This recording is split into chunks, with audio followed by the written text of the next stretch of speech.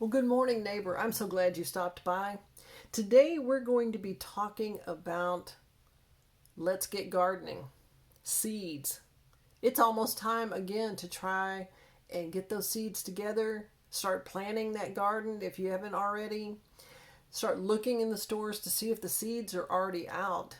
I know that in my area, Lowe's and Home Depot, they have large displays of seeds already out. They've actually been out since Thanksgiving. Now, a friend of mine dropped by a goodie bag, a gardening goodie bag. And in that gardening goodie bag, she put quite a few different packages of seeds. At first, I thought, now these are seeds from a dollar store. And it says 4 for $1. I thought that these were purchased maybe last year, which would be fine. And I called her and I said, when did you get these? And she said, I just picked them up from the Dollar Tree. The seeds are still 4 for $1, 4 packages for $1. She said, so they were flying off the shelf.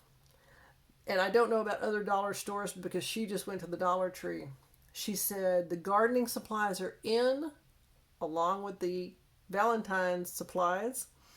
And she said the gardening supplies are flying off the shelf. There's everything that you might need. Small bags of soil for $1.25. But there are seeds. And these seeds are good in different areas. If you have a young gardener that wants to try some different kinds of seeds, these are really good to start with. I use their seeds quite often. Now, I do order my seeds online from different organic growers, and they're heirloom. Some of these are heirloom. Some of them are not. All seeds are non-GMO if they're commercially or if they're sold to the public. Only the commercial growers have GMO seeds. Now, I have heard that on a different video, and so they have non-GMO seeds on some packages for the public, and they're probably twice the price. But these are also non-GMO seeds. As you can see on the bottom of this packet, our seeds are always 100% non-GMO because they can't sell GMO seeds to the public. So let's look at some of the seeds that were in this goodie bag, this gardening goodie bag. It was amazing. It was a wonderful New Year's Eve surprise. First, we have dill. Now, this is an annual and sometime a perennial in my area. It will reseed itself, so I can plant it, and the plants will come back if there's not too bad of a freeze. Also, she had sage in there. This is a container variety. I have planted this in the ground, and it does great. It doesn't have a problem, growing in the ground. And it does come back every year. I have some in containers. Then she had oregano. It says container variety. Again, I have planted this in the ground. I planted it in containers, and it's fine. Now, a lot of these, it's not time to plant these yet. In a different video coming up, within the next few days, I will have a Let's Gardening video, or Let's Get Gardening video, that will talk about what seeds you get ready in January. You plant them inside. I will go through that in detail. So don't miss that Let's Get Gardening video coming up about January and what to do next. Here's some spinach. It's heirloom variety. And again, all these are non-GMO. 4 for $1. I haven't counted the seeds in here, but there are quite a few. This is one of my most favorite peppers to grow. Last season, or this past season, I grew probably 35, 45 pounds just in a small garden of Habanero peppers, and that's what those are. It says Spanish variety. I don't know the difference between the Spanish variety and if there's a regular, but that's a habanero. And my habaneros love this one garden that I have. They just love that garden. And the plants were over 6 feet tall. It was amazing.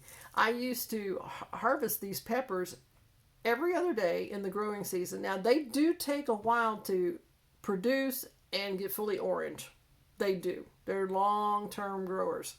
But when they start to produce, they go crazy. I used to pick at least half of a 5-gallon bucket every 2 or 3 days. Now, I shared with friends, family, everybody that wanted them, they could have them. People took them and they stuffed them. Instead of stuffed jalapenos, they did stuffed habaneros and wrapped them in bacon. And they said they were wonderful. And they were hot. Here's another variety. It's a Serrano pepper. It's a Spanish variety. It grows in my area, so check in your area what grows. You know, what soil you have, how you're going to do your garden. I'm going to go through in another series on Let's Get Gardening. I'm going to have a large piece of cardboard, and I'm actually going to just tape down carefully the seed packets that I want in the different areas of the garden. Obviously, the piece of cardboard will have to be large, but I will do that just to get a visual. So I don't tape them down before I plan exactly where they want to be. So I can shuffle them around like dominoes or checkers or pieces of wood, whatever. This is a variety of watermelon that I grew last year. It's like a sugar baby watermelon. They did very, very well, even during the heat of the summer. They produced very sweet, small, I call personal watermelons.